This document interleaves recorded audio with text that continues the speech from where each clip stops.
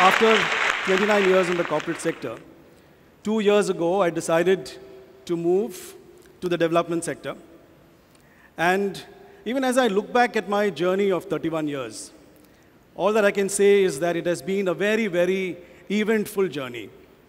Starting in the area of automobile engineering, I moved into commercial banking after an MBA in finance, moved thereafter to project finance and development banking, spent 17 years in the area of infrastructure, and then moved into working with communities.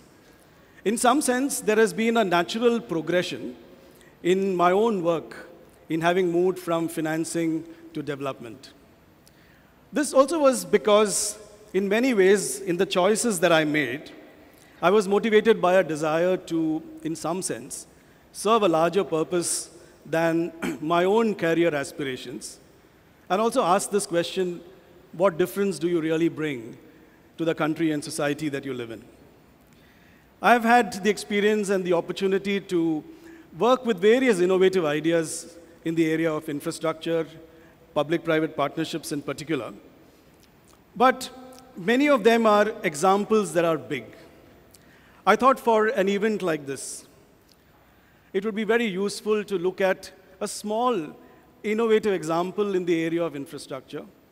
2 examples, actually, which made a difference and continue to make a difference to 2 small communities in what is usually a more excluded region of our country, which is the Northeast. And this is something that was possible when I was CEO of IDFC Foundation.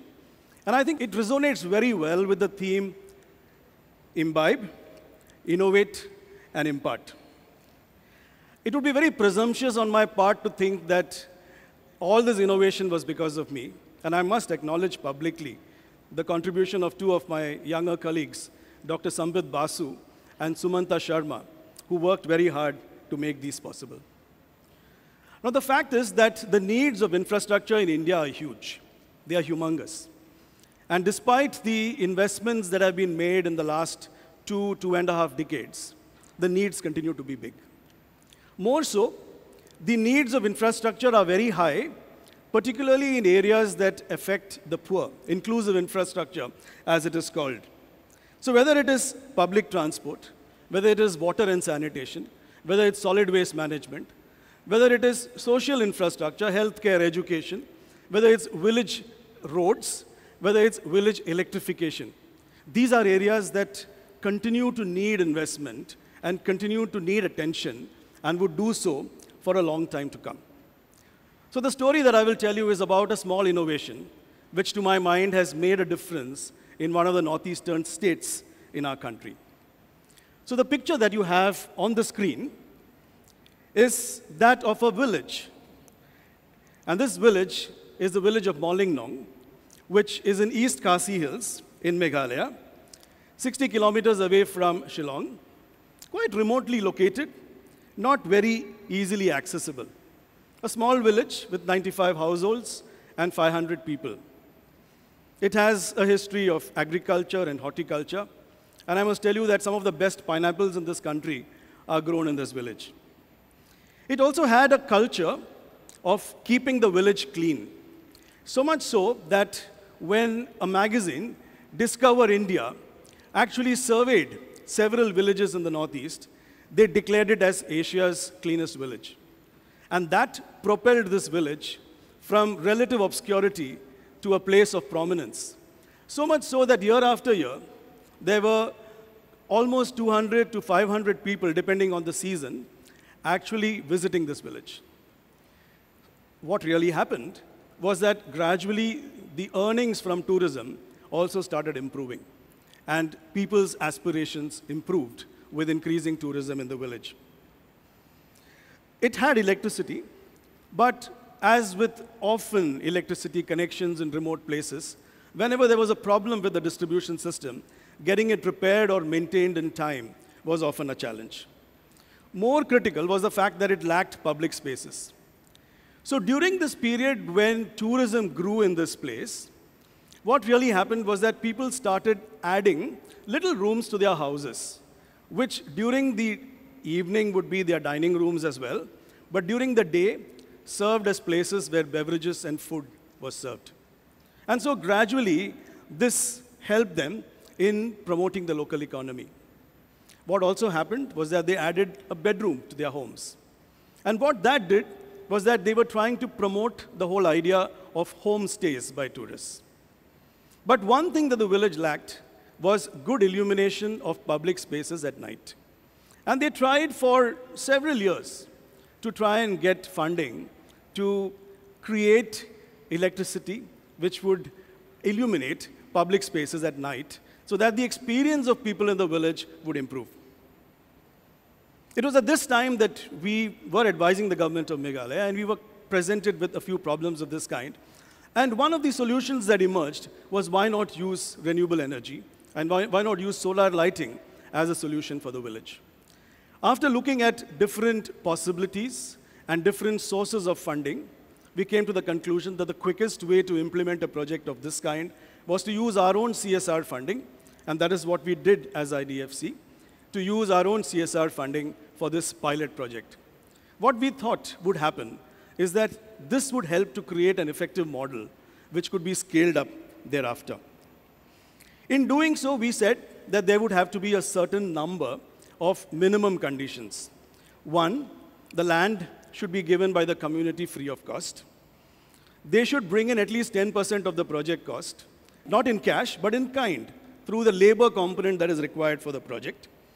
It was insisted that they must take on the operations and maintenance responsibilities, open a separate bank account for the project, set up a project implementation committee with representatives of the government, the community, and with IDFC Foundation, and finally have the entire selection process overseen by this committee. That was agreed to, and we went ahead with the project. Now, as IDFC and IDFC Foundation, we had handled several large projects, hundreds of crores, sometimes a few thousand crores in size, in terms of project development and managing the entire process of procurement on behalf of the government. We decided that the same level of rigor that we normally brought to large projects should equally be brought to the smaller projects. And that is what we did. We made sure that there was a very transparent process of selection. We made sure that while the rigor in project development was high, we would pick up specifications which were already there through the MNRE to make the process much simpler. We used empaneled suppliers who were already empaneled with the Ministry of Non-Renewable Energy as part of this process. And so we found that at the end of it, what we reached was a very, very effective, cost-effective way of implementing the project, where the supplier finally was able to supply lights at close to rupees 25,700 per light, which was among the least that you could get for projects in that area. It was also slated that delivery would be made in a period of 6 weeks, and a 2-year warranty accompanied the entire program. All this actually resulted in a very robust kind of project structure and delivery that was possible. Equally important was that some of the village youth were trained to implement this project. And so this is a picture of how the village and the community together got engaged in the implementation of the project. What did the project achieve? From tourist arrivals of 200 to 500 per day, a few months after the project was implemented, it was implemented in May 2015, by July, there were almost 1,500 visitors visiting the village.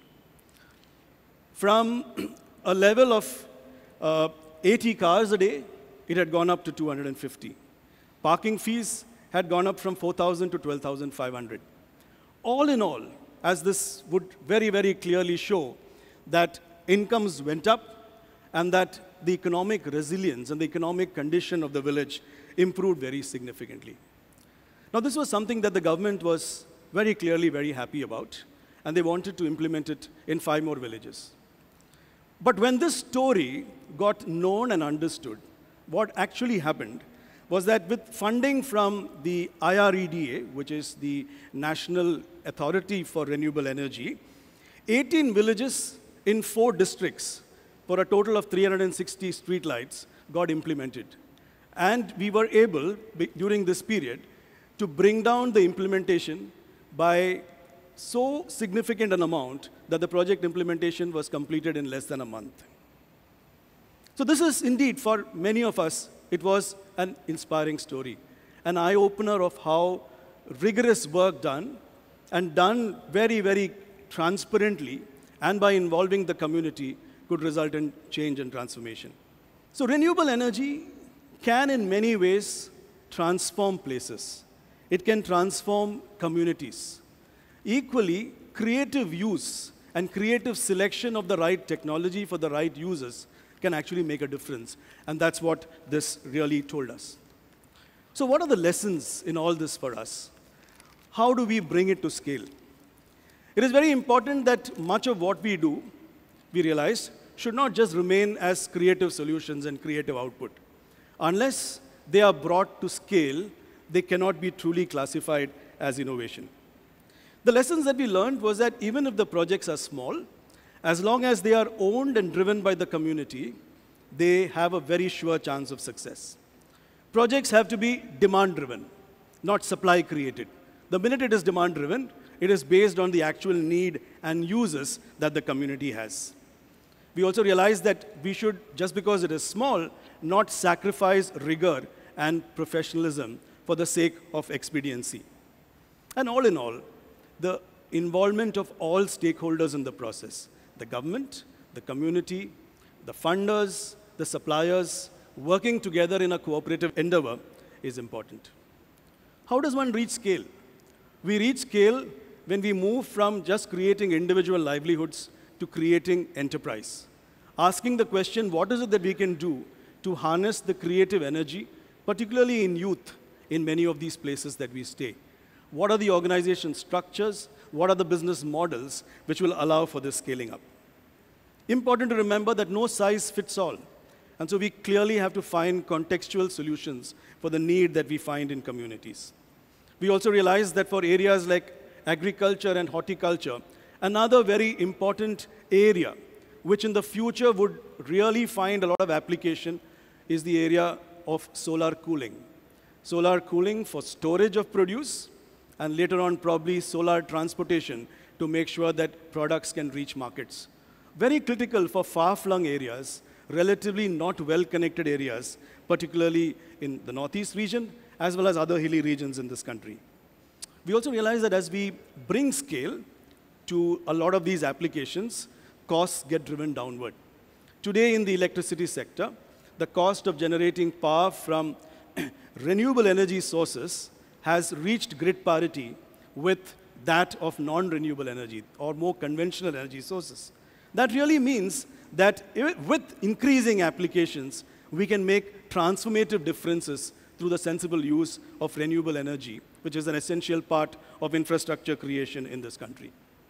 Last but not the least, all these projects, all innovation, because by nature they are disruptive, require champions. They require champions at all levels, in the community, in the government, people who can fund them, people who are willing to take risks.